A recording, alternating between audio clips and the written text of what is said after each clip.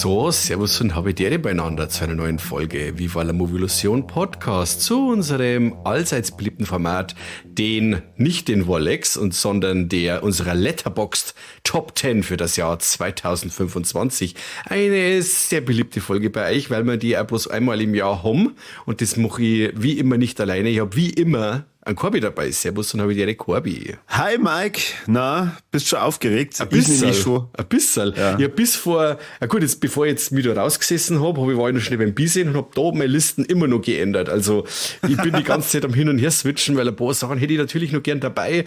Aber es bleibt ja bei einer Top 10 und es hat wirklich das Jahr, finde ich, sehr viel gute Filme gegeben. Ich bin nicht einmal aus dem Kino raus und hab gesagt, das ist so ein Scheißdreck.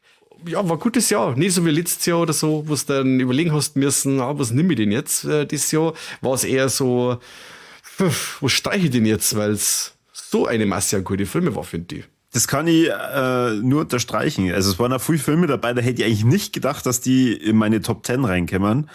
Also zumindest, die sind bei mir in der besten Liste mit drin. Mhm. Ich glaube, ich habe noch nie so viel Top 10, also oder anders, ich habe noch nie so viele Best-of-Filme in meiner Liste drin gehabt.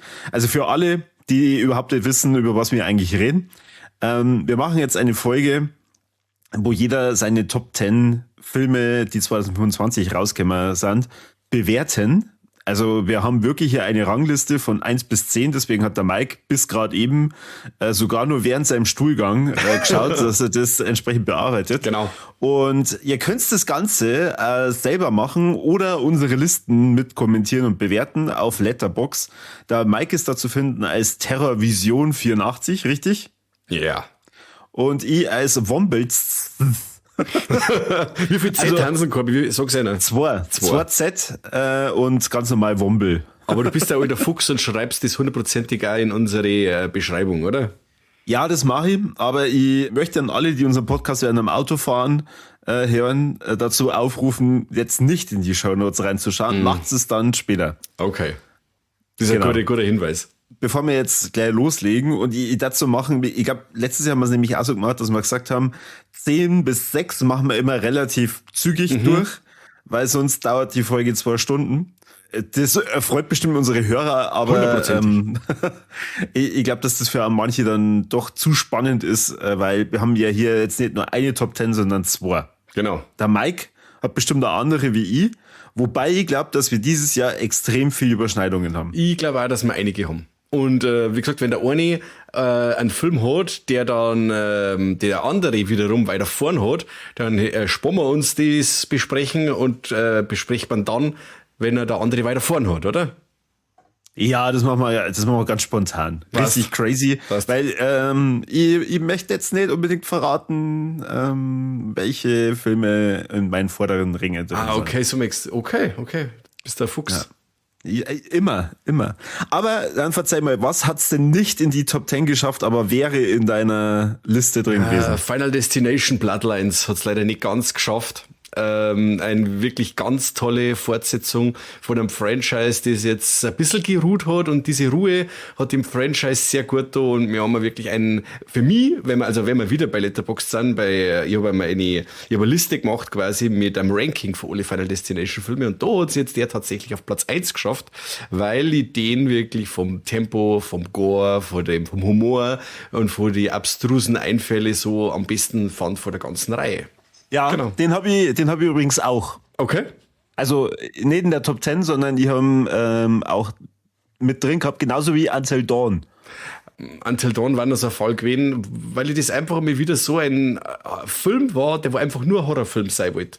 Ich weiß, dass viele, die Spiele geliebt, oder die das Spiel lieben, mit dem Film massiv unzufrieden waren. Gut, kann ich auf eine gewisse Art und Weise nachvollziehen, aber als Horrorfilm an sich hat der einfach super funktioniert, finde ich. Ja, richtig. Ich habe erst vor kurzem, glaube ich, in die Lex oder so irgendwo gehört, dass der Kali wieder drüber geschimpft hat, dass ich ja Filme so bewerte, dass ich unter anderem das Kino-Feeling mitnehme. Ja, sorry, da käme ich halt nicht raus. Until Dawn habe ich mit meinen besten Freunden auf dieser ganzen Welt gesehen. Also mit Eich. Ja. Und daher hat mir der echt viel Spaß gemacht. Und der hat mich auf das Spiel dann gebracht. Aber wir haben eine Folge drüber gemacht, deswegen hört da gerne in die Folge rein. Dann, was auch bei mir nicht reingeschafft hat, war The Life of Chuck.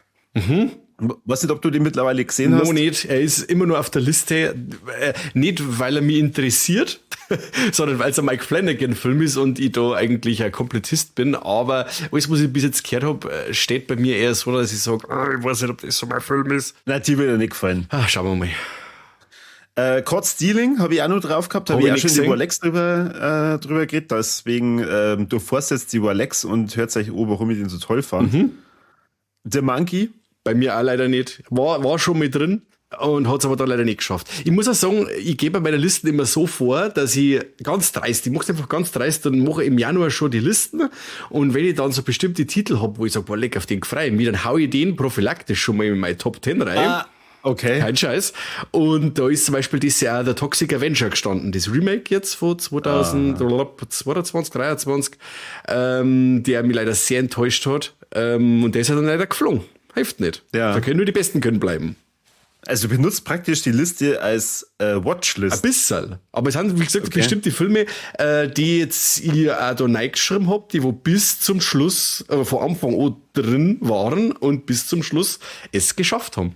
Also, was mich sehr überrascht hat, weil den hätte ich nie und nimmer, wenn ich das so machen darf wie du, in die Liste eingefügt, war Jurassic World Rebirth. Okay.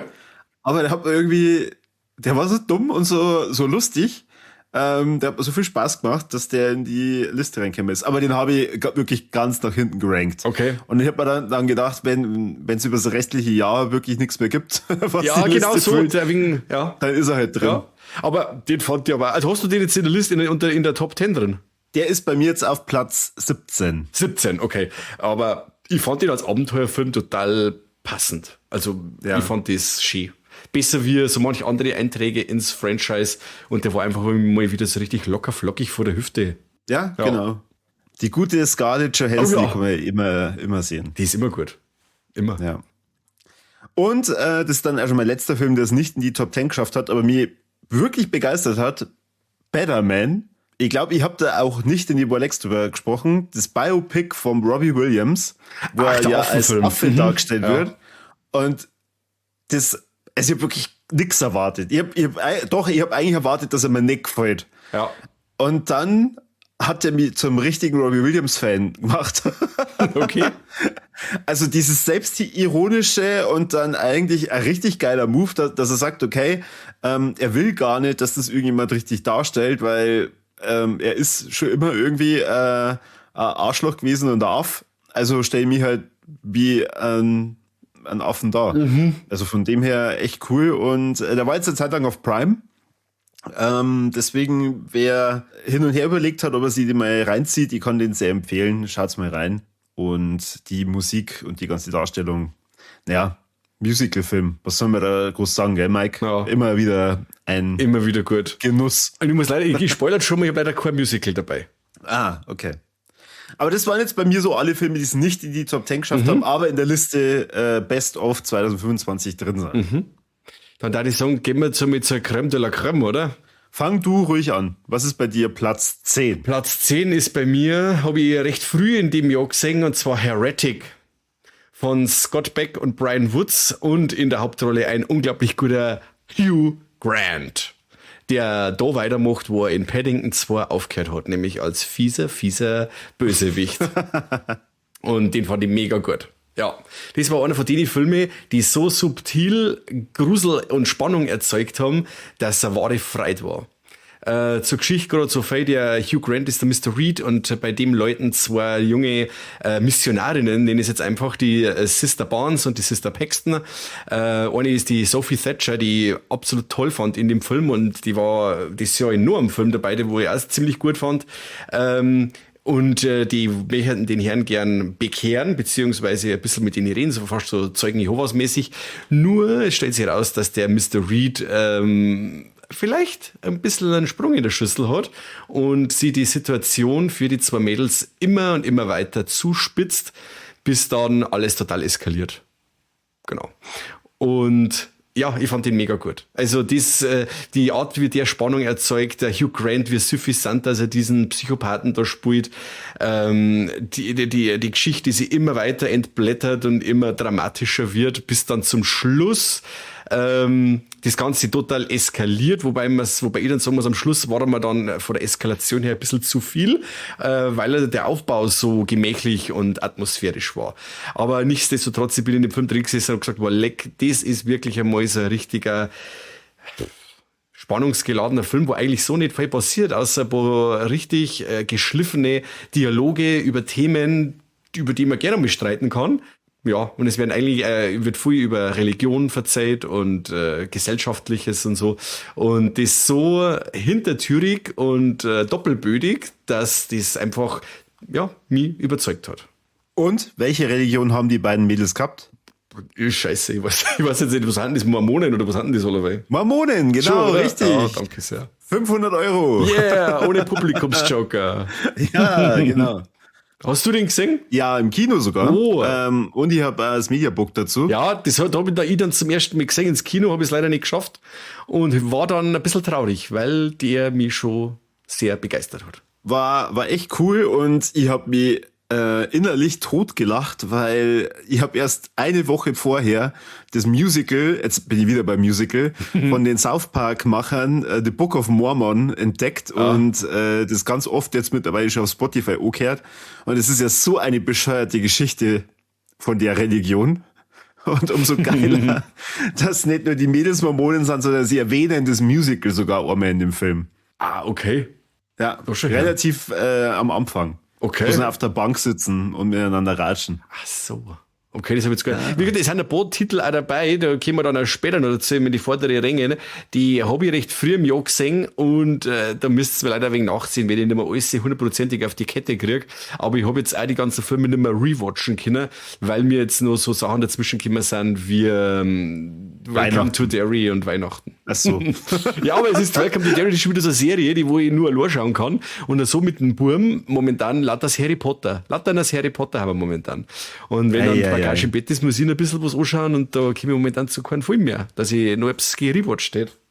Kannst du Harry Potter wirklich bis zum Schluss mit einer schon durchziehen? Eigentlich nicht, oder? Also wir haben jetzt mit dem Großen, sind wir jetzt bei Folge 4, der Feuerkelch. Ja, wir haben jetzt gerade fertig geworden, eben Film war gar und ich bin raus und hat ihm sehr und er schlaft, das glaube ich da nicht. Was? Und er schlaft, das ja, schon, nein, da nicht. ist er halt im Nehmer. Da ist er halt im Nehmer, da fällt sich nichts. Und vorgestern haben wir mit dem Kleinen zum ersten Mal alle miteinander den ersten Teil geschaut. Mei, du musst dir da ein paar Sachen vorspulen. Weißt du, das mit Netflix sind sie jetzt noch drin bis 31. Dezember und durch diese tolle 10 Sekunden Vorspultaste kannst du ein paar grobe Sachen, ich sag nur Einhornmord oder Hinterkopf rasiert mit Gesicht wegen weiterzeppen und dann läuft es schon. Also die coolen Sachen darf er praktisch noch nicht sehen. Ja, ein bisschen was schon, aber noch nicht so heftig. Ich gehe jetzt einfach davon, ich kürze das für ihn, das ist wie wenn du es jetzt im Fernsehen am Nachmittag anschauen lässt. Da sind diese Szenen auch heraus, ich weiß, was Sache ist. Und natürlich hat man gerade so zu Weihnachten ein Harry Potter Lego gekriegt, die große Halle. Und da haben sie jetzt ewig am Bauen gewesen und jetzt, nachdem sie den Film gesehen haben, spielen sie das jetzt noch. Also es ist jetzt eine Win-Win-Situation, jetzt haben sie verrammt. Das läuft. Ja, super. Geil.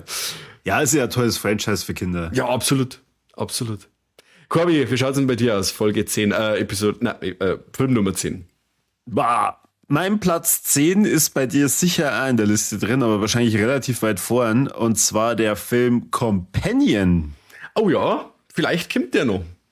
Companion, die perfekte Begleitung vom Drew Hancock. Unter anderem mit dem Jack Quaid. Ich weiß nicht, wie man ausspricht. Einfach nur Quaid. Den wir alle kennen aus The Boys. Ja, genau. Und die und Scream, stimmt. Genau. Da war er auch sehr gut. Und die wirklich grandios schauspielbegabte Sophie Thatcher. Voll super. Die hier die Irish spielt, die mit ihrem Freund, das ist eben der Jack White, ein Wochenende mit anderen Freunden am See verbringt. Und das ist, ja, eine Situation, wo man nicht direkt weiß, okay, in welche Richtung geht der Film. Da habe ich dann auch noch echt lang überlegt, ob ich mir den jetzt wirklich komplett anschaue, weil ich immer gedacht habe, boah, ist das jetzt so ein Krimi-Thriller oder passiert da jetzt mal endlich was? Und dann passiert was. Sie wird nämlich angegriffen von dem Hausherren und sie verteidigt sie und dadurch passiert in der Hitze des Gefechts ein Mord oder ein Tod. Und das löst dann eine Kettenreaktion aus, wo dann ein Reveal vorkommt, den ich jetzt nicht erwähnen möchte, weil umso mehr Spaß macht der Film dann, wenn man sich das Ding anschaut. Geile Scheiße. Also wirklich geile Scheiße. Es gibt ja auch eine Szene, wo sie ja dann auf einen Polizisten trifft und dann Spanisch spricht. Im Original ist es Deutsch.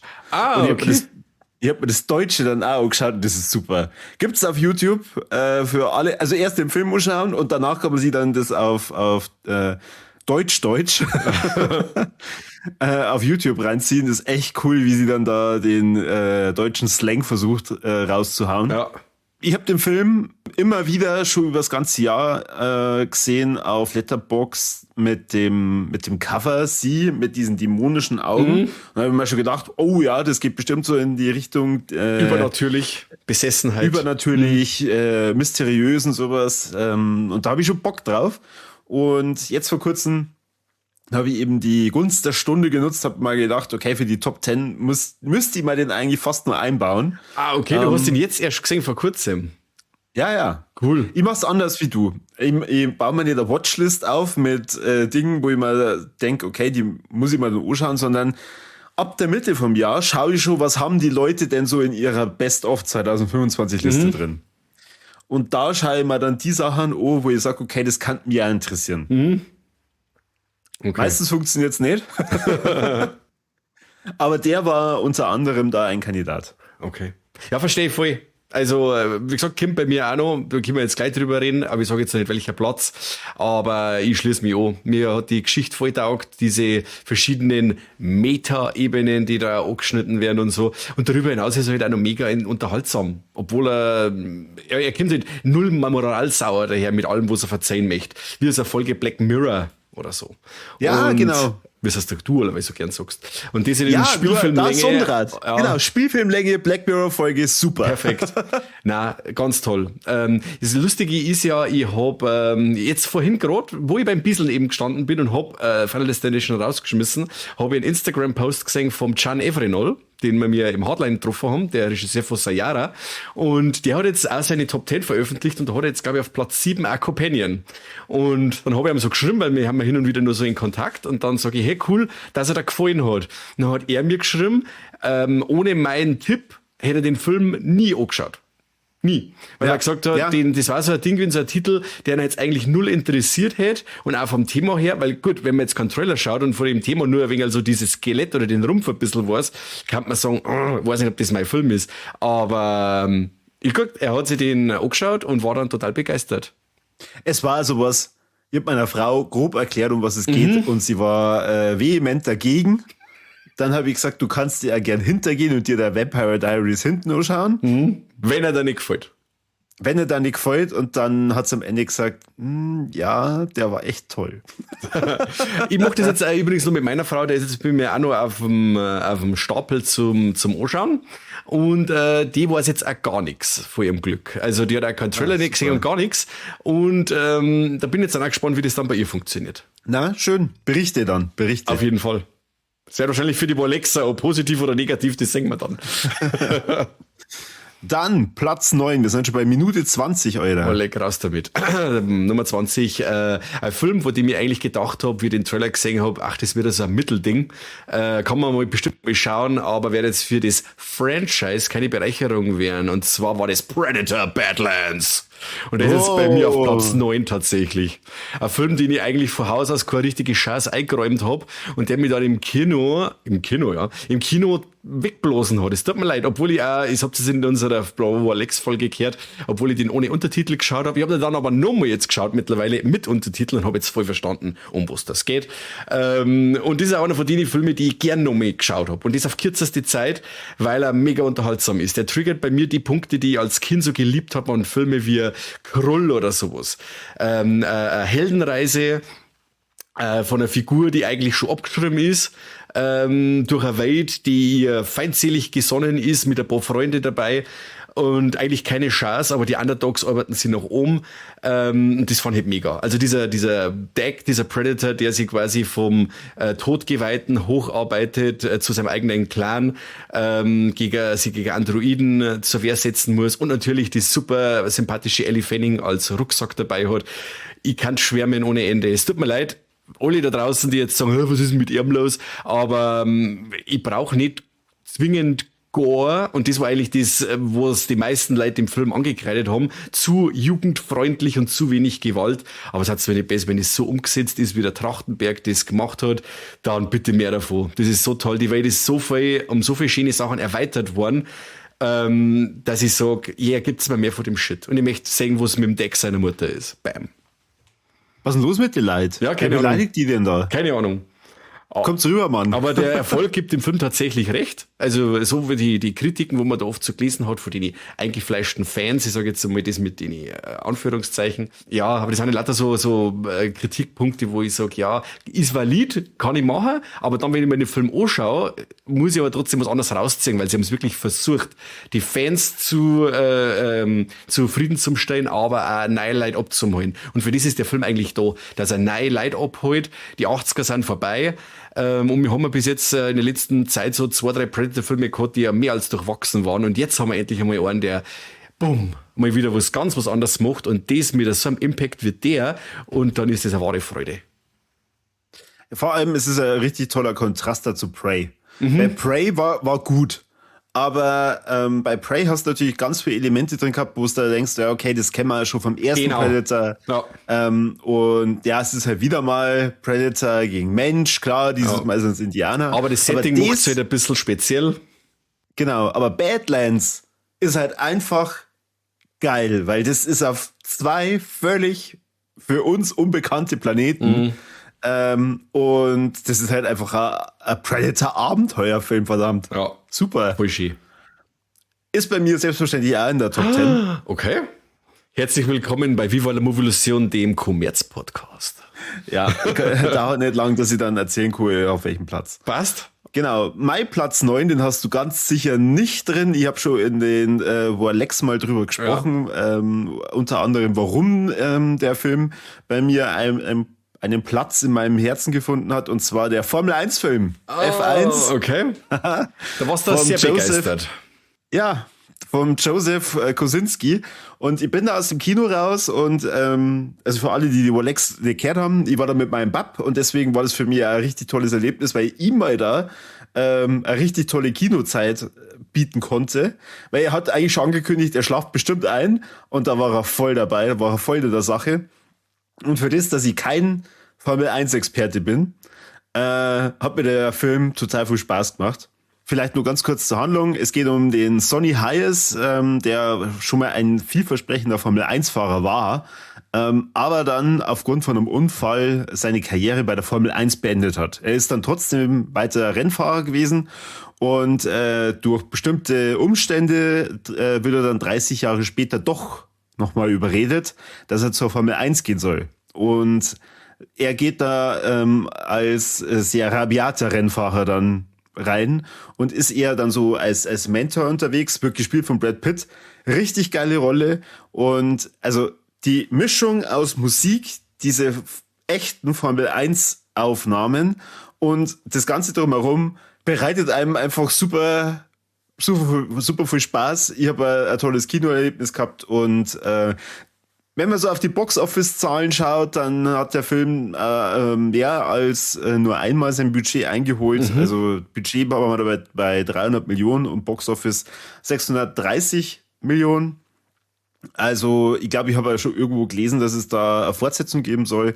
Von dem her auch ein Film, wo ich mich echt nur ganz lang gefragt habe, soll der wirklich in die Top 10 bei mir mit rein? Aber egal wie es wende und drehe, wenn ich jetzt das ja wieder verglichen habe, dann mit Final Destination oder dann mit Until Dawn, Formel 1 war nur das bessere Kinoerlebnis. Ja, schön, freut mich. Passiert jetzt das auf wahren Begebenheiten, das Ganze? Nein. Nicht.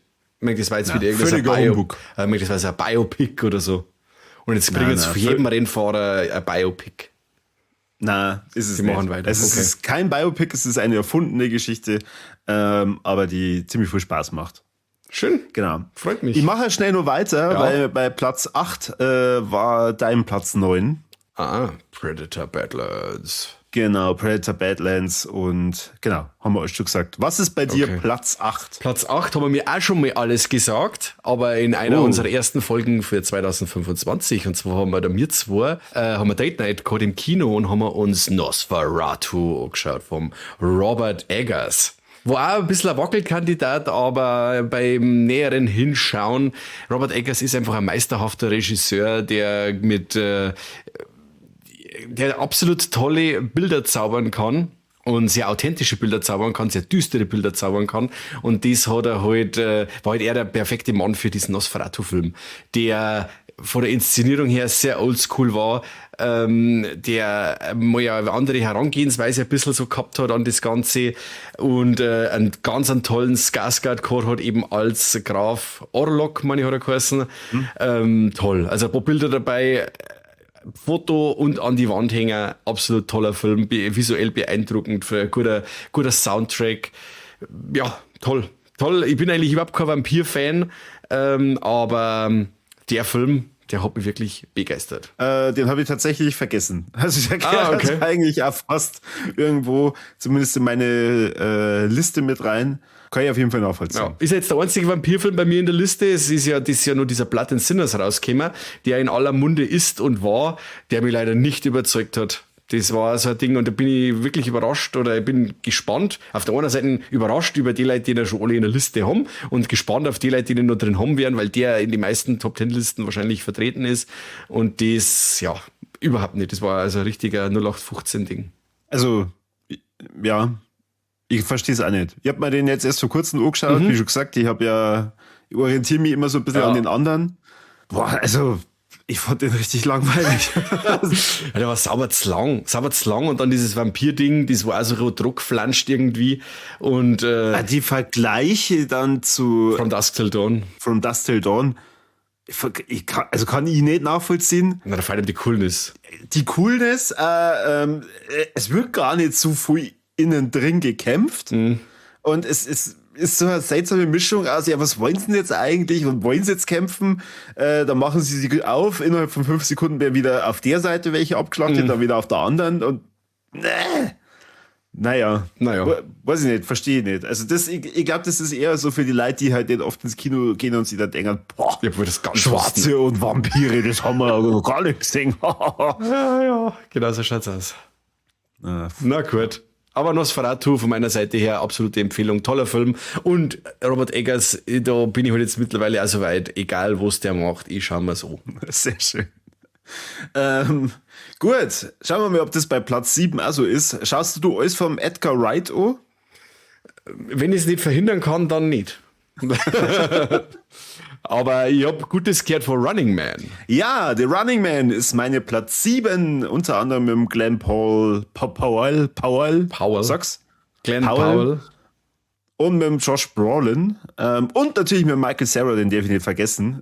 Der hat sich wieder mal da drin einen Charakter ausgesucht, der sich sofort in mein Herz gespielt hat. Das finde ich toll. Okay. Wir haben halt dieses Jahr extrem oft drüber gesprochen. Also ich habe ganz oft gesagt, ich freue mich schon tierisch drauf. Und er hat es erfüllt. Also er hat endlich Running Man genauso verfilmt, wie man das aus dem entsprechenden Stoff vom Stephen King kennt. Und da bin ich ihm extremst dankbar. Also dafür schon mal mindestens 3 Sterne. Und dann kamen nur die 1,5 zusätzlich mit dazu, weil das Ding halt total viel Spaß macht, aber auch die richtige Mischung aus gesellschaftskritischen Stoff mit drin hat. Also es wird echt richtig geil rüber transportiert, wie groß diese Kluft ist zwischen den Reichen und den Armen. Und dieses, er wird ganz Stück für Stück langsam doch paranoid, finde ich geil, gepaart mit dem, dass er zwar so ein Grundaggressivität hat, aber trotzdem immer wieder versucht, cool zu bleiben. Und das ist echt eine geile Mischung, super besetzt. Und ja, ich habe richtig tolle Zeit gehabt, auch wieder im Kino. Sehr schön. Richtig, richtig, richtig toller Platz 7. Dann hast ja du quasi 2 Stephen King-Filme in deine Top 10, oder? Vielleicht? Ja, schön nach habe ich leider noch nicht gesehen.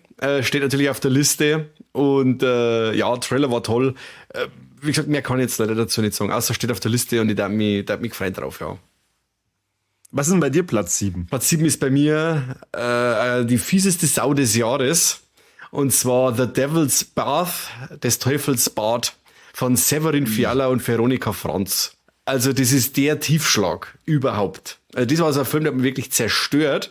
Und ich hoffe wirklich, dass ich den ganz, ganz lange Zeit nicht mehr sehen muss. Im Vergleich zu anderen Filmen aus der Liste, wo ich dann gesagt habe, hey, der hat es geschafft, dass ich mir 2-3 Mal im Jahr anschaue, in einem Jahr anschaue, dann muss er ein guter Film gewesen sein für meine Top 10. Bei dem Film hoffe ich, dass ich ihn lange nicht mehr sehen muss, weil der schluckt sich aufs Gemüt.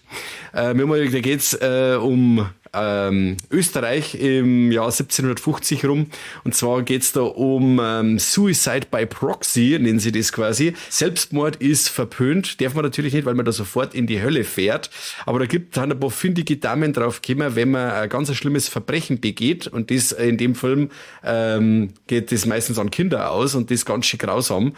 Dann wird man zum Tode verurteilt, hingerichtet und dann kann man endlich sterben. Und ist gespannt schon, die Geschichte an sich, das ist sehr bitter, wenn man das allein schon verzeiht, um was das da so geht, aber wenn man das dann auch noch sagt, das psychische Leid von der Hauptfigur, der Umgang mit ihr, in einer ganz schwierigen Zeit, in einer ganz schwierigen Welt, sage ich jetzt mal, wo für psychische Erkrankungen kein Platz ist, weil es einfach nur als Simulation obdo wird oder als Spinner oder Faulheit.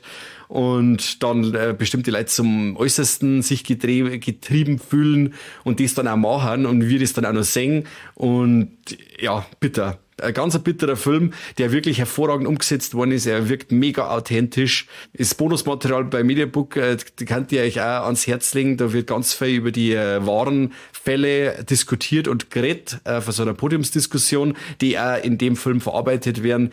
Und die 2 österreichischen Regisseure und haben da wirklich sehr großen Wert auf Authentizität gelegt und das wirkt sich dann auch dazu aus, dass der Film noch realer wirkt und noch verstörender und ja, die Frau tut einfach ein Leid. Ein schrecklicher Film, aber super geil gemacht, das tut mir leid, voll super. Du hast, glaube ich, schon ein paar Mal drüber berichtet und nur Gutes drüber erzählt.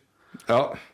Ist es dann vergleichbar mit Hundswut oder ist es schon nochmal eine andere Qualität von der Kamera her, weil ich glaube, hat der nicht sogar Oscar-Nominierung gehabt? Ich weiß aber jetzt auch nicht, ob er auch einen gekriegt hat oder so. Ich kann's echt nicht sagen, mit Oscars geht mir jetzt eigentlich hübsch am Arsch vorbei. Aber irgendwas habe ich mir gehört, dass der eben auch nominiert war, beziehungsweise dann auch preisgekrönt worden ist. Aber das ist jetzt gefährliches Halbwissen, ich weiß nicht. Googelt selber, habt selber Handy in der Hand gerade. Aber Vergleich zu Hundswut? Vergleicher kann man's, wobei halt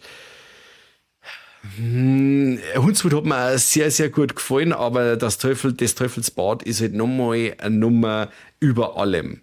Er ist noch emotionaler, noch krasser, noch authentischer und das ist halt, da kennt man halt dann auch, dass bei dem Fall ein bisschen mehr Kohle dabei war, das war ja bei Hundswut gar nicht der Fall und ja, also das ist schon noch mehr eine Nummer krasser alles. Kann man vergleichen, aber des Teufels Bad ist halt schon Meisterklasse. Also, das soll jetzt auch nicht abwerten in Richtung Hundswut irgendwie klingen, weil du hast jetzt gefragt und Ding, also so die Vergleiche kämen ja nicht von ungefähr. Ja. Ja, cool. Also, der ist bei mir definitiv noch auf der Watchlist. Tu es. Cool. Der nächste Film, der kann bei dem einen oder anderen auch auf der Watchlist sein. Es ist bis heute zumindest nur schwierig, den bei uns in Deutschland mal wieder zu sehen. Und zwar der Film Sayara vom Can Efrenol. Okay, du Hundling, du. Warum? Hab ich auch noch. Durften wir dieses Jahr im Hard einsehen, haben entsprechend positiv darüber berichtet und der Film war Bombe.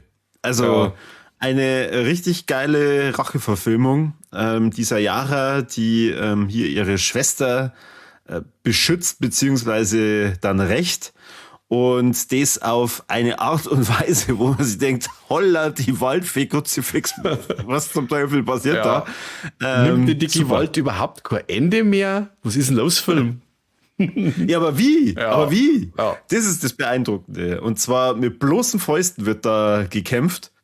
Super, super geil. Wir haben ja beim Hardline dann da nur so eine Blu-ray-Box, leider ohne Film, geschenkt gekriegt. Und hat es geheißen, ja, sobald der Film rauskommt, dann kennst du es dann rein, weil das ist praktisch Festival Edition. Ultra limitiert. Wann ist denn das, Leid? Wann kommt denn der Film endlich raus? Ja, der kommt jetzt eben über Indeed, über den André. Vielleicht hört er das. Servus André. Grüße gehen raus. Machen wir was. Wir brauchen mal das Ding. Also die Welt, gib Gas. die Welt muss den Film unbedingt sehen. Ganz großes Ding. Ja, also zieht euch bei YouTube schon mal einen Trailer rein, schreibt einem an Chan, was ist los? Ja. Wo bleibt Film? Ja, das Krasse ist halt da wirklich, weil der auf so vielen Ebenen funktioniert, eben als Drama, als eben, wie du schon sagst, als Rachefilm. Und da, wenn er dann wirklich wenn die Rache dann so richtig loslegt oder die junge Dame loslegt, ist echt krass. Also Leute, das ist nicht jetzt so diese Gewalt, wo man sagt, hey, yeah, die rächt sich jetzt voll cool.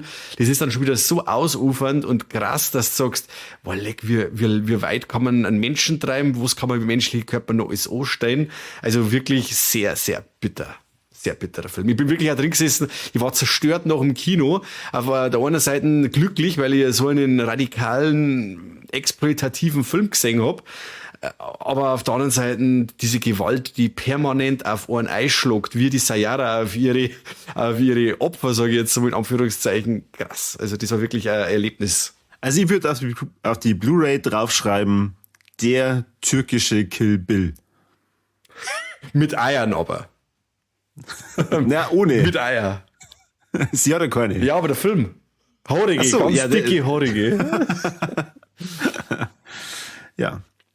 Na, ich bin schon gespannt, auf welchem Platz der dann bei dir landet. Ja, ein bisschen weiter, ein bisschen haben wir noch. Dann verzeih, Platz 6. Machen wir ganz kurz, und zwar Companion. Haben wir schon gehabt. Ja, haben wir schon gehabt. Genau. Sollen wir dann gleich weitermachen mit Mach der du Nummer gleich 5? weiter mit Platz 5. Und zwar habe ich da gesehen, oder nicht gesehen, also auf meiner Liste habe ich da The Ugly Stepsister.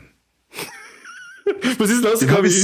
Den habe ich so oft gesehen und habe mir jetzt vor kurzem angeschaut. Ich verstehe es. Ja. Also ich verstehe es, das ist drei Haselnüsse für Aschenbrödel in brutal.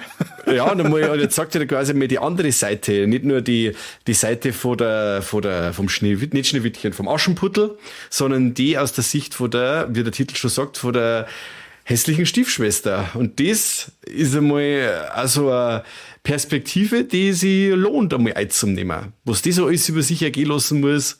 Und ja, es ist halt auch zur selben Zeit, ich war der in aller Munde, wo auch der Substance rausgekommen ist. Und die Vergleiche sind nicht von ungefähr, weil da wird auch dieses ganze, dieser Schönheitswahn ganz brutal aufs Korn genommen und natürlich verurteilt. Und ja, das ist mit ganz viel Bodyhorror auch geschmückt, ein paar richtig harte Szenen mit drin. Und das alles in einem Gewand von so einem 70er Jahre tschechischen Märchen. Wow. Ja. Wow. Absolut cool. Definitiv. Also ich kann es nachvollziehen, das ist nicht bei mir in der Top 10. Okay? Aber es ist ein guter Film. Also das definitiv. Ja. Echt, war das die gleiche Zeit, The Substance, wo Ugly Stepsister Ja, die haben ja, ich ist? meine, auf irgendeinem Filmfestival auch miteinander gelaufen, wenn mir nicht alles täuscht, war immer so dieses, der eine redet über den Film und der eine redet über den Film und der andere sagt dann, ja, der ist ja für der und so Parallelen haben auf alle Fälle da, weil es eben wieder um das Frauenbild geht und diesen Schönheitswahn und ich bin nie genug und ich bin mit mir selber unzufrieden, weil die ganze Welt von mir was anderes erwartet, aber ich bin nie mit mir selber im Reinen und zufrieden und so und das wird halt da alles noch mit reinpackt. Das hat mich ja wirklich interessieren, wenn unsere Hörer den auch gesehen haben, was haltet ihr von dem Film? Schreibt es in die Kommentare, weil da bin ich schon so da gesessen, dabei gedacht, ja, ist das jetzt eigentlich mehr Frauenfilm oder adressiert der eher die Männer? Ja, feministisch ist der auf jeden Fall, weil er mit den Männern ja im Endeffekt genau wie der Substance auch den Spiegel vorhält und sagt, hey ja, Wegen dir ist es. Du bist das Problem. Du bist Hey, das. ja. Hey, ja. Du bist das Problem. Penisträger. Einen richtig tollen Penisträger haben wir bei meiner Platz 5. Wir haben's gewusst, dass er bei dir drin ist. Der Penisfilm. 28 Years Later vom Danny Boyle. Wir haben in der 300. Folge sehr ausführlich darüber gesprochen, welche Probleme der Mike mit den Penissen der Alphas hat. Der nächste Teil heißt Boner Tempel, oder? The Bone Temple. Richtig. Boner Tempel. Also. Der nächste Teil kommt übrigens schon am 15. Januar raus. Ja, krass. Freue mich aber. Im Jahr. Vor allem, da hoffe ich auf eine vernünftige Erklärung, warum der Film so endet, wie er endet. Ja. Ich erkläre jetzt tatsächlich nicht die Handlung. Also entweder schaut sich die 300. Folge an oder geht's mal wieder aus dem Kammer raus, wo sie immer sitzt, damit sie mitkriegt, was da los ist. Aber wir haben endlich die 20 Days Later Reihe weitergeführt bekommen und ich fand den echt geil. Also mir hat jetzt das mit den riesigen Penissen nicht so gestört wie die. Nein, was gestört ist wieder so ein Element, wo ich sage, was soll das wieder? Was soll das? Ja, mein Gott. Da wartest ewig lang auf so einen Film und dann kommt das. Ach, nein, ich fange jetzt nicht so reden an. Ich respektiere jetzt einfach deine Wahl und denk mal meinen Teil. Und ich möchte aber, ich hab's schon mal gesagt, ich weiß nicht, ob ich es zu dir gesagt habe oder zum Kani, ich gebe mir auf alle Fälle noch mehr Chance. Das Ding ist jetzt auch bei Netflix drin. Hübsch schnell nach dem Blu-ray-Start ist der jetzt zur Netflix reingekommen und ich werde mir den auch noch mal anschauen vor dem Kinostart von Bone Temple und vielleicht komme ich dann besser klar mit den Sachen, die mich gestört haben und die ich einfach anders mir erwartet habe nach so einer langen Wartezeit und das nach so einem Franchise, das ich eigentlich ziemlich cool fand bis jetzt. Und vor allem, du musst schon sagen, also schauspielerisch, alles cool. Unsere Hauptdarsteller haben es alle super gemacht. Aaron Taylor Johnson als besorgter Vater, dann die Jodie Corner, die ja wirklich einen Top-Job gemacht hat als Mutter. Und dann nur der Ralph Fiennes, den wir alle kennen und lieben aus verschiedensten Filmen. Und der Alfie Williams, der Darsteller von dem Jungen, der ja jetzt mittlerweile als der bemerkenswerteste Newcomer des Jahres gilt, hat es ja durchaus verdient, weil der hat sie da drin wirklich am Wolf gespielt und ich muss sagen, also echt immer Hut ab vor so jungen Schauspielern, wie die das machen und dann halt gerade nur in diesen Horror-Settings, wo wir halt höchstwahrscheinlich nur über einen anderen Film reden werden, was ähnlich bemerkenswert ist bei Kinderschauspielern. Und was bleibt sonst dazu sagen? Das Einzige, wo ich mal denke, ihr hättet euch das sparen können, dann wäre der Film vielleicht sogar noch weiter vorn bei mir platziert gewesen, war der Versuch oder das Experiment mit den iPhone 15 Pro Max. Ach so, nein, das fand ich jetzt gar nicht so schlimm. Ich finde das einfach, warum muss man denn immer so einen Scheiß machen? Bleibt's halt dann einfach bei den altbewährten Sachen, das ist das gleiche mit Avatar, wir müssen jetzt 3D rausbringen und das machen wir dann 18 Jahre später nur in Avatar 2. Nee. Ja, der Film war allgemein ein bisschen so herumgewichst an neue Sachen. Die wollten neue Sachen in das Franchise reinbringen, ein paar neue Ideen, die eigentlich nur wieder die Ideen sind, die man aus The Walking Dead kennt.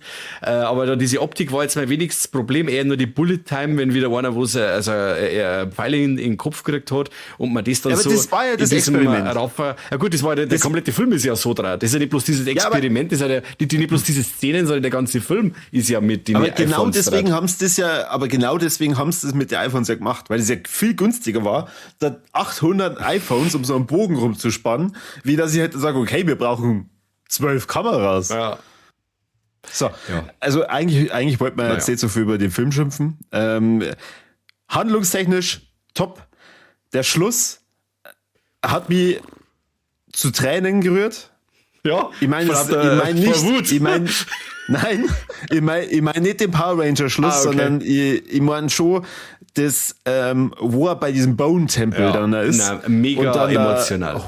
Also, ich war zweimal im Kino und beim zweiten Mal hinter uns hat man so dermaßen das Trenchen angefangen. Also, hat sie dann zu ihrem Freund, ich hab gedacht, wir schauen einen Zombie.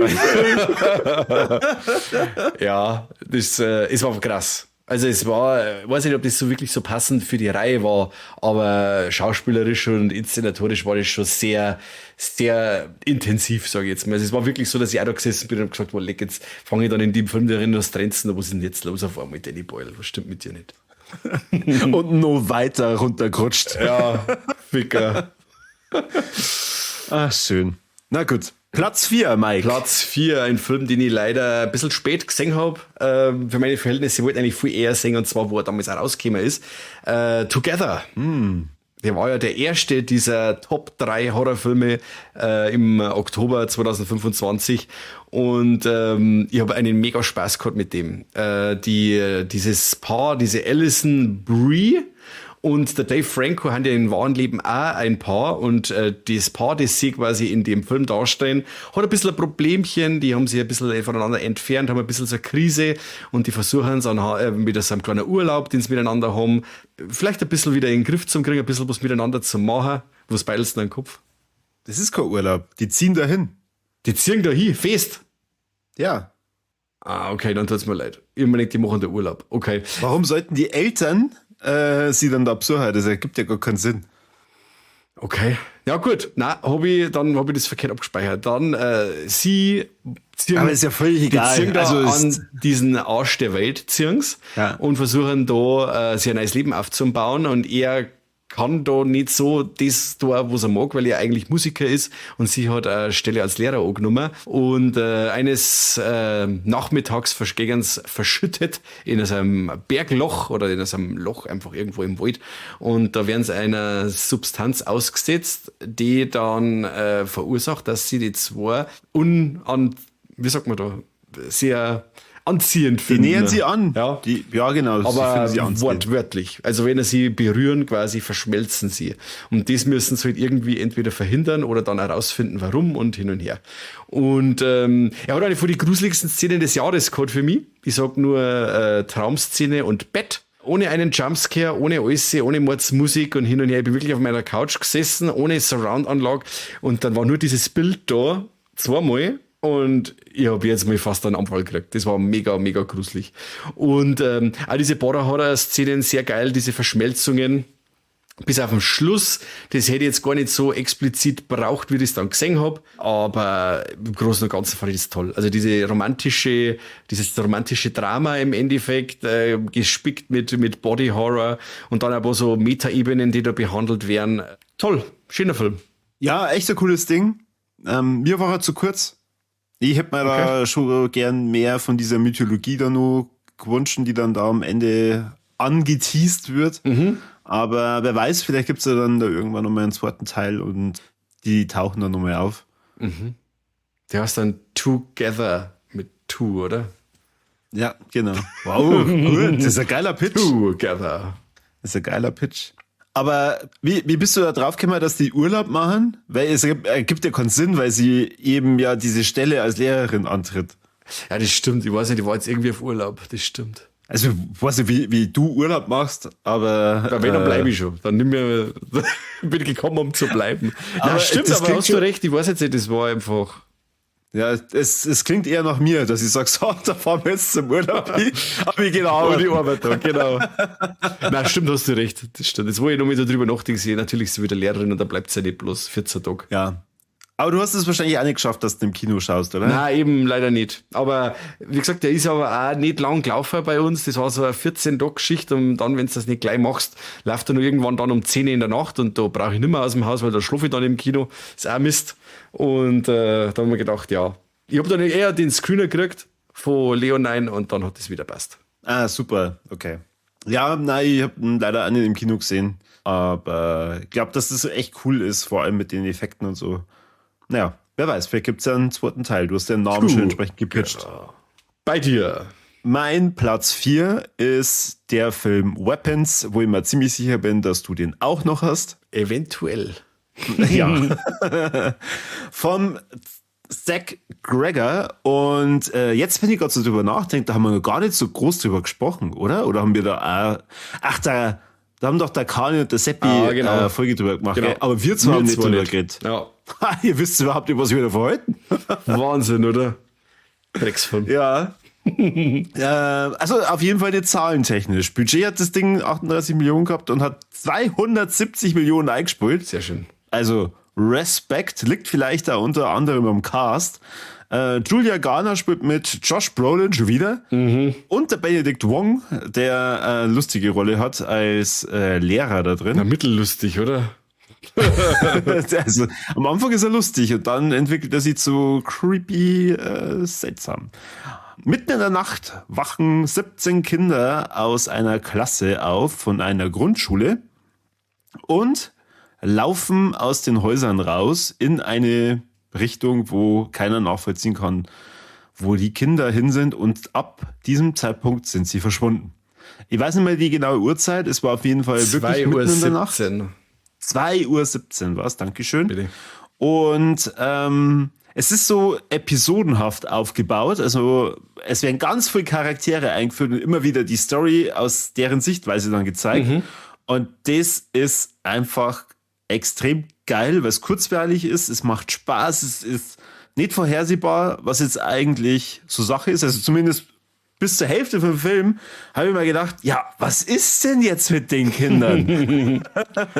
Ja, die Sache mit dem Episodenhaft macht es ja da spannend, weil er in bestimmte Szenen dann auch abblendet, wo du sagst, ja jetzt, was tut's denn jetzt? Jetzt möchte ich doch wissen, wie es weitergeht, was passiert jetzt? Und dann, jetzt fangen wir am Anfang vom Tag wieder oben mit der Person. Wird aber dann nie so täglich grüßt das Murmeltier-mäßig, so immer wieder das Gleiche, sondern er nimmt einfach dann diese Perspektive ein, die dann auch oft anders ist, wie es der andere wahrgenommen hat, weil wir haben dann einmal die Perspektive von der Julia Garner, die Justine, die auf ihren Ex-Lover trifft, den Paul, und in ihrer Version wie war's, da kommt er auf sie zu und sagt, hey, servus und so, in der Bar. Und wenn du die aus seiner Sicht die Situation siehst, dann ist er der Abweisende.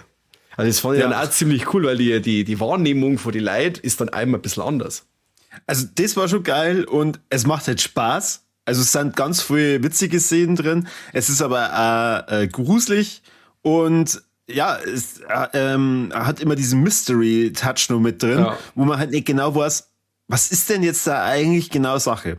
Also bis, sagen wir mal, zum letzten Viertel von dem Film weiß man eigentlich nicht so richtig, was passiert denn da jetzt eigentlich gerade? In welche Richtung geht das? Und das fand ich richtig, richtig stark. Wir sind ja alle aus dem Kino raus und waren völlig baff. Ja. Ich freue mich schon wahnsinnig drauf, den Film wieder zu sehen. Von dem her eine ganz starke Nummer 4 bei mir. Absolut. Ich habe mit meiner Frau noch mal angeschaut dann daheim und die war auch sehr begeistert. Ich habe zwar zwei Szenen, die wo recht blutig waren, ein bisschen weiterspulen müssen, weil der Geiz da ja nicht, da hat er ein paar so Geschichten drin, die recht grob sind, aber also Zach Rager, den kennen wir ja auch von Barbarian, über den ich auch schon mal meine Top 10 drin gehabt habe, jetzt weiß ich aber es ja nicht, der Gott sei Dank keine Eintagsfliege ist und uns diesen Film beschert, der ja mega kreativ einfach daherkommt. Ich habe zwar ab der Titeleinblendung habe ich schon gewusst, um was das geht. Zwar nicht, wer das jetzt ist, aber dieses Weapons, wie das geschrieben ist, ich mag euch jetzt auch nicht spoilern an der Stelle, aber da ist er in dem Wort was drin, wo es auf etwas hindeutet. Und da haben wir dann gedacht, ja, okay, so schaut's aus. Aber wer das dann ist und wie das dann abläuft, das ist mega. Und Leute, passt bei den Filmen einfach mal ein bisschen auf. Ich habe schon mal Sachen gehört, eben auch da, wo wir vom Kino raus sind, die wo den Film nicht verstanden haben. Also manchmal einfach nur mal hinschauen und das Hirn ein bisschen einschalten. Das ist, ein Film möchte euch nicht verarschen, wenn er euch ein bisschen fordert, der möchte einfach nur einmal überprüfen, ob ihr es vielleicht einmal ein bisschen euren Kopf einschalten könnt. Und das sind Filme, die einfach einen Mehrwert haben. Und wenn ich dann einfach von dem Film rauskomme und sage, das habe ich jetzt nicht verstanden, warum hat die jetzt das Astal und warum wickelt die was dumm und warum, ja, der Film gibt dir so viel mit, dass du das verstehen kannst, wenn du deinen verdammten Kopf einschaltest. Also, Wahnsinn. War das nicht dass da ein Haufen Leute aus dem Kino währenddessen raus sind? Ach, so ein Scheißdreck hat's gekostet. Also Leid, da flippst du doch aus, echt. Ja, ihr habt's keine Ahnung. Ihr habt's leider keine Ahnung, das tut mir leid. Na gut, machen wir weiter. Platz 3, jetzt wird spannend. Ja, haben wir schon drüber geredet, Sayara. Habe ich auf Platz 3. Mensch. weil er mich so gegut-puncht hat und hat mich dann da im Sitz zurückgelassen und ich bin da gesessen und hab mir gedacht, war leck. Krass. Aber da müssen wir es ja jetzt fast spannend machen bei der Top 3. Jetzt darfst du nicht einfach vorpreschen, weil sonst häng ich auf meiner 3 rum und dann auf meiner 2 und dann bist du schon durch. Jetzt musst du ein bisschen warten. Okay. Mein Platz 3, du hast es schon gespoilert, The Long Walk. ist The Long Walk, der Todesmarsch von Francis Lawrence. Und ja, der Mike hat eigentlich mir dieses Jahr drauf gebracht, dass ihm sowohl das Hörbuch dann reingezogen hat, als dann auch total gehypt war, als ich dann gemerkt habe, boah, fuck, die verfilmen das. Weil ich habe das Hörbuch auch gehört, war fertig, hab mir gedacht, einfach 1:1 machen, Leute. Und da kommt ein richtig geiler Film raus. Und genau das ist passiert. Super. Also es geht um 100 Jugendliche, die auserwählt werden, dass sie stellvertretend für ihre Staaten an einem Wettbewerb mitmachen, der jährlich stattfindet, und zwar der Long Walk. Um was geht's? Sie gehen so lang, bis sie entweder eine gewisse Gehgeschwindigkeit nicht mehr einhalten können oder allgemein nicht mehr gehen können, und dann werden es mindestens 3-mal verwarnt und beim 3. Mal werden es dann danach. Naja, schaut euch das an. Gestreichelt. Ja, da passiert was, Leute. Da seid's raus. Ja. Dann ist der Walk für euch vorbei. Und das wird so explizit und so krass dargestellt, dass das einfach mega rüberkommt. Das liegt unter anderem daran, dass dieser Film linear gedreht wurde. Okay. Also das heißt, es ist jetzt nicht so, dass die irgendwann das Finale in der Mitte draht haben, sondern es ist wirklich von Anfang bis Ende, dass die diesen Marsch mitmachen. Die Jungs, die da mitgespielt haben, die sind täglich circa 24 Kilometer gelaufen. Wow. Das ist weit. Das ist schon weit. Das ist von mir bis auf Straubing. Und waren teilweise bei 38 Grad unterwegs und insgesamt waren es 400 Meilen, was die dann da während der Produktion hinter sich gelassen haben. Also es ist keine Verarsche, dieser Film. Das ist ja eigentlich so weit wie im Film, oder? Wenn jetzt diese Meilenangaben 6, das sind ja 300 irgendwas, habe ich dann am Schluss hab ich dann aufgehört, dass ich mitsehe, aber da waren wir dann auch irgendwo schon bei 400 Meilen oder so, oder? Ja, genau, richtig. Es endet anders wie im Buch. Ja. Ich finde es sogar besser. Also ich hab's richtig gut gefunden. Und Schauspieler Cooper Hoffman, der Garrett Waring und der David Johnson, das sind so die Hauptdarsteller, die haben das richtig gut gemacht. Und den darf man natürlich nicht vergessen, wenn man über den Long Walk spricht. Der Mark Hamill spielt den Major. Also richtig Arschloch. Also es ist richtig, richtig gut rübergebracht, was er für ein Arschloch ist. Super. Also mir hat der total viel Spaß gemacht. Hast du schon gesehen? Gestern. Und? Ja, er ist sehr nah am Buch. Das auf alle Fälle. Und das Buch hat er ja auch schon nicht so gefallen. Ja, es ist halt krass, dieses Zwischenmenschliche und dieses Leid, das dann da so das war jetzt halt, ich sage jetzt mal in Anführungszeichen, beeindruckender als im Buch. Das auf jeden Fall, sehr dialoglastig, also das ist jetzt wirklich kein wer jetzt so einen lockeren Stephen King-Film sehen mag, so einfach mehr ein bisschen ein Horror, der ist da auf alle Fälle verkehrt. Das Ding ist eher so ein bitteres Drama, postapokalyptisch vielleicht sogar, weil die ganze Welt rundum eigentlich ziemlich karg und trostlos ist und so.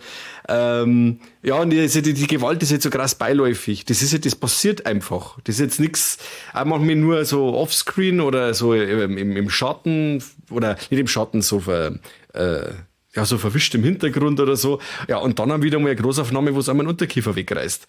Also, es kommt alles ein bisschen vor. Und, gerade am Anfang, der erste. Ja. Und danke, der ist die Titeleinblendung. Ja. Ich war mit meiner Frau, der hat der Film übrigens auch sehr gut gefallen, und mit meinem Bab im Kino, und mein Bab war schockiert.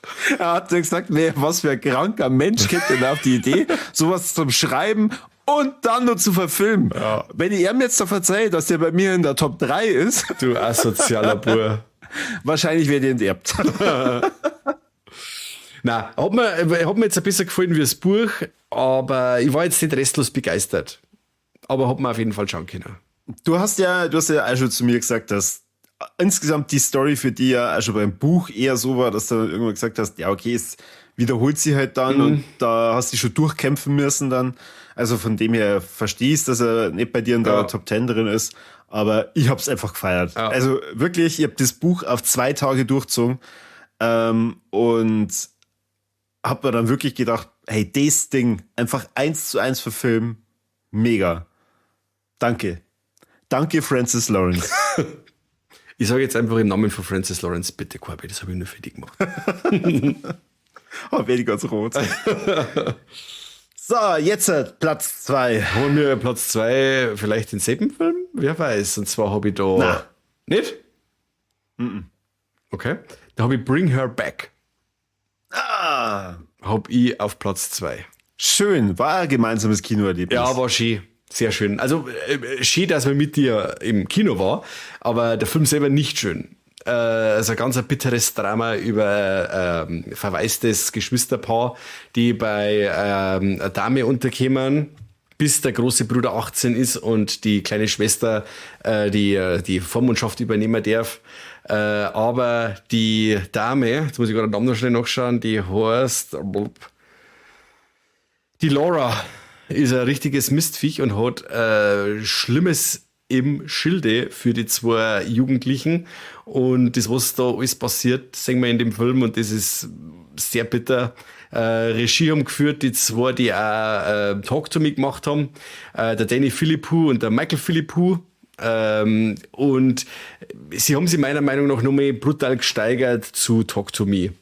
Der Film ist funktioniert eben auf so vielen Ebenen als extrem harter Horrorfilm, als Drama, als Mystery-Film, ja.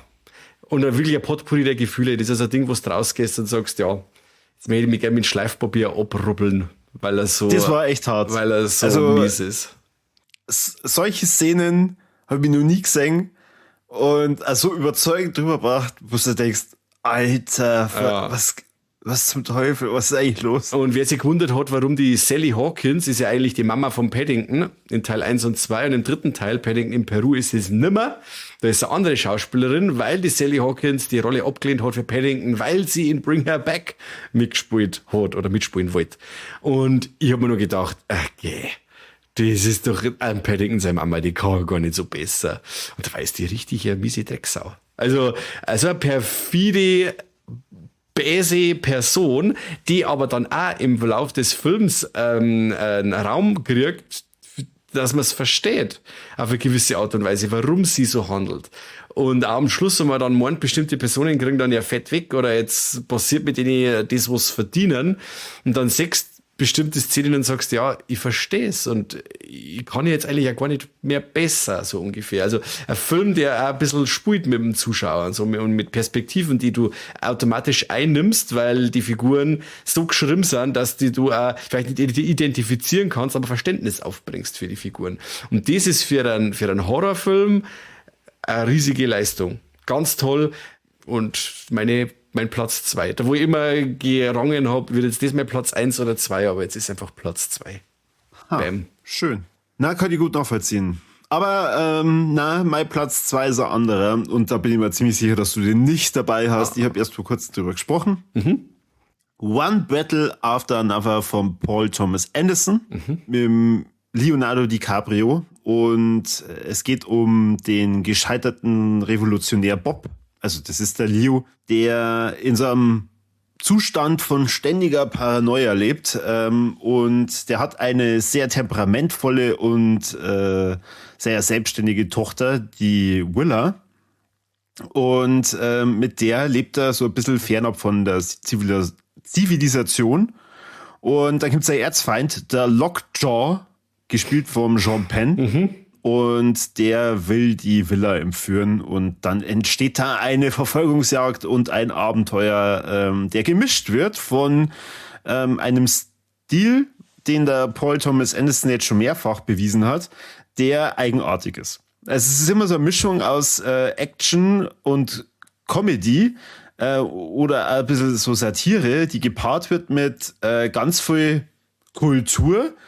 Ich habe in die Rolex schon mal erzählt, was für mich total strange war. Da gibt es eine 10 Minuten lange Passage, sage ich jetzt mal. Es ist nicht ein One-Shot, sondern es sind mehrere Szenen aufeinander, die aber untermalt werden mit Jazzmusik. Und halt wirklich so, als dass du gerade in einen Jazzclub reingehst und da kommt so 0815 Jazzmusik, also jetzt auch nichts irgendwie Bekanntes oder so. Ja. Und das ist so strange, weil das macht dich dann selber irgendwann so nervös. Und gleichzeitig denkst du, boah, ey, Film, du vermittelst mir gerade was, das habe ich noch nie gemerkt. Das ist ganz, ganz, ganz seltsam. Okay. Das Finale bombenmäßig geil. Also mir hat das richtig Spaß gemacht mit dieser Verfolgungsjagd. Und man fiebert dann da immer so mit, egal bei welchem Charakter, bitte entkommen oder bitte schafft es jetzt oder bitte bringt den um. Und richtig, richtig, richtig gut. Leonardo DiCaprio hat aus meiner Sicht da wieder mal einen Oscar verdient. Kriegt er bestimmt nicht, aber er hätte es verdient. Hat mir wirklich ganz viel Spaß gemacht. Zahlentechnisch gerade so übers Budget drüber gekupft. Ist also eher als Flop zu kennzeichnen. Also wir reden mal hier von einem Budget von circa 175 Millionen und er ist bei 205 Box-Office technisch. Ich fand ihn toll und wahrscheinlich haben sie ihn hauptsächlich für mich gemacht. Ich glaube auch. Wir haben uns ja schon mit drüber unterhalten, ich habe noch nie so einen Film von Paul Thomas Anderson gesehen. Deswegen da habe ich leider ein bisschen Nachholbedarf. Du hast eigentlich gedacht, die redet die ganze Zeit über den von den Resident Evil Filmen, genau, oder? Genau, ich habe mir gedacht, ja, Kenny, das ist der mit der Mila. Genau. Der alte Lump. Der Lump. Schauen da. Der Vergewaltiger vom Resident Evil Franchise, der. Und da wird man es jetzt richtig spannend machen können, weil meine Platz 1 kam schon.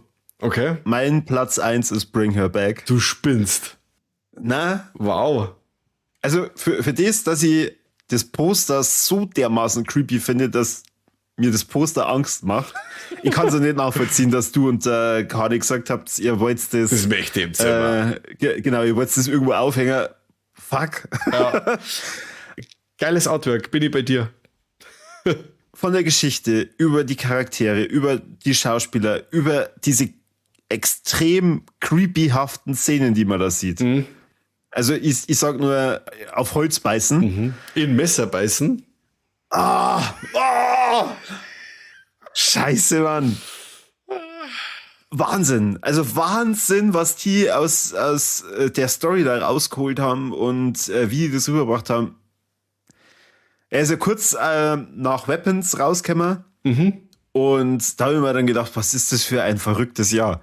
Also brutal, ja. Eigentlich versuche ich echt auch immer wieder mal ein bisschen was anderes mit unterzumischen. Jetzt ist dabei bei mir eigentlich das einzige Nicht-Horrorfilm Formel 1 drin. Ja gut, Hayara ist auch kein Horrorfilm, aber ich verstehe, was du meinst. Naja, da kämen man schon echt brutal die Szenen vor. Und es kann jetzt keiner von den anderen bestätigen, weil es außer die Leute, die beim Hardline waren, keiner gesehen hat. Ja, das stimmt. Aber Bring Her Back, der hat mich nur lang beschäftigt. Ich habe mich da richtig stark in die Materie dann eingelesen, als wir dann die Folge drüber aufgenommen haben. Also übrigens, wir haben auch eine Folge über Bring Her Back aufgenommen, deswegen, da könntest du das Ganze noch mal ausführlich hören. Aber der hat so viel mehr ausgelöst, also definitiv Nummer 1, da gab es kein langes Überlegen. Ja, sehr schön. Krass, dass gerade das der Film war. Cool, Doch. Hätte ich mir jetzt nicht gedacht. Ja. So, jetzt bin ich gespannt. Was ist bei dir? Ja, bei mir war dieses Knobel die ganze Zeit, weil die bei mir eigentlich hübsch gleich auf sind. Letterboxd Punkte technisch gleich mit Herz. Bring Her Back und Weapons.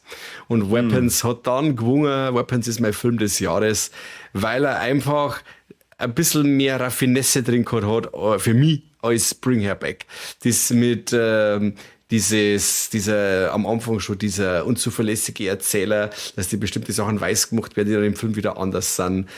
Dieses eben episodenhafte Erzählen, das aber an die richtigen Stellen zur Spannung beitragt und ja, die Auflösung und ja, alles einfach. Das war einfach so diese Raffinesse, die ich bei dem Film mehr gespürt habe, als wir bei Bring Her Back. Weil das ja doch ein geradliniger Horrorfilm ist, mit Drama, und Weapons ist halt einfach so diese Groteske, mit eben, wie du schon gesagt hast, auch mit viel Humor drin und abstruse Szenen und Einfälle, und das war jetzt einfach so das Zünglein an der Waage, wo ich gesagt habe, okay, ein Stoff, der sehr unverbraucht ist und dann noch so umgesetzt worden ist, nachher kriegt der meinen Platz 1. Absolut nachvollziehbar. Toller Film. Super. Also ich muss sagen, dieses Jahr war es echt easy, zumindest Inhalte zu bekommen für die Liste. Qual der Wahl natürlich dann, wie rankt man dann das Ganze? Oder das ist das erste Mal, dass wir so viele Überschneidungen haben. Das stimmt. Das ist schon Wahnsinn. Und ich muss aber sagen, ich habe so viele Sachen, die ich eigentlich sehen wollte, eigentlich auch noch gar nicht gesehen, die mir auch noch abgingen, so wie jetzt Sisu 2 oder so, der gefühlt, wie jetzt der Kanal letztes Mal gesagt, nur eine halbe Stunde im Kino war, dann war er schon wieder weg. Den habe ich nicht gesehen, oder den Bugonia oder so. Es waren schon Filme dabei, wo ich sage, vielleicht warten die auch noch drin gewesen, aber ich hab's leider nicht geschafft. Aber naja, vielleicht reden wir dann in die Alexa so mit drüber. Und vielleicht waren sie es ja gar nicht wert unter die Top 10, wer weiß. Oder der andere, Dangerous Animals, der geht mir auch noch ab, war auch noch so ein Fall gewesen.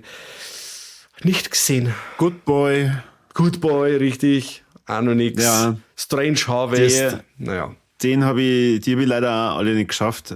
Mich hätte auch zum Beispiel der Bruce Springsteen-Film interessiert.